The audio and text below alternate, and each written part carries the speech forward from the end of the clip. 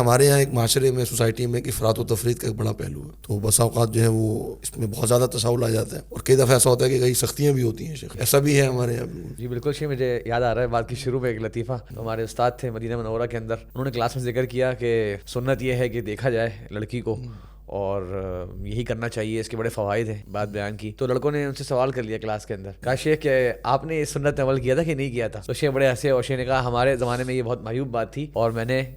اس سنت عمل نہیں کیا، ہمارا رشتہ طے ہو گیا، مطلب وہ بتا رہے تھے۔ تو بات وہی ہے شیخ کہ یہ ابھی بھی بہت جگہ پہ، کراچی میں بھی ہمارے یہاں بھی کئی ابھی بھی خاندان ہے کہ جو نہیں دیکھنے دیتے۔ جی ابھی بھی بہت جگہ پہ شیخ بات سننے میں آتی ہے کہ ان کو لگتا ہے کہ یہ کوئی بہت معیوب بات ہے کہ اگر ایک لڑکی کو جو ہے وہ آگے دکھا دیا جائے، کہ یہ آپ صلی اللہ علیہ وسلم کے زمانے میں آپ صلی اللہ علیہ وسلم جیسا شیخ نے ذکر بھی کیا کہ اللہ کے رسول نے ترغیب دلائی، اور بعض روایت میں شیخ ایسا ہے کہ آپ صلی اللہ علیہ وسلم ایک صحابی آئے، ابو ہریرہ روایت کرتے ہیں، انہوں نے کہا رسول اللہ میں نے انصار میں سے شادی کر لی، تو آپ صلی اللہ علیہ وسلم فرمایا کیا تم نے اس کو دیکھا؟ تو کہا نہیں دیکھا۔ تو پھر اللہ فرمایا نہیں بلکہ دیکھو، کیونکہ کوئی ایسی چیز ہو سکتی ہے جیسے انصار کے اپنے ماموں نے ذکر کیا جو تمہیں شاید نامناسب لگے، تمہیں کوئی ایسی چیز ہو جو تم بعد میں جو میں جسے کہتے ہیں جب ہو تم بولو او ہو اب تو نکاح بھی ہو گیا، اب تو مہر بھی طے ہو گیا، اب تو سب خرچے جیسے کہتے ہو گئے، اب بھائی صبر ہی کر لیتے ہیں، تو پہلے ہی آپ اس چیز کو دیکھ لیں۔ شریعت میں اس کی گنجائش ہے تو اس کو بالکل معیوب نہیں سمجھنا چاہیے۔ اور اس طرح سے آپ نے کہا کہ پھر دوسرا پہلو بھی افسوس کے ساتھ خطرناک ہے کہ وہ بالکل ہی اس کا ایکسٹریم ہو جاتا ہے کہ جناب نہیں شادی سے پہلے تعارف ہونا چاہیے اور گپ شپ ہونی چاہیے اور جناب آؤٹنگ ہونی چاہیے، کھانے ہونے چاہیے، وہ پھر ایک الگ ہی بسا اوقات رشتے سے ہونے سے قبل ہی کہ بھائی یہ دونوں اگر آپس میں گفتگو کر لیں اور یہ کہ سمجھ لیں، انڈرسٹینڈنگ ہو جائے، اس میں ایک بہت توسع ہوتا ہے شیخ، اس میں بہت توسع میں مطلب یعنی یہ تک شامل ہے۔ اب دیکھیں دو طرفہ گھر والے بیٹھے ہوئے ہیں اور دونوں نے دوسرے کو دیکھ لیا، پھر گھر والوں نے جو معمولی کے سوالات ہوتے ہیں لڑکی والوں نے لڑکے سے پوچھ لیے، بات تو سمجھ میں آتی ہے،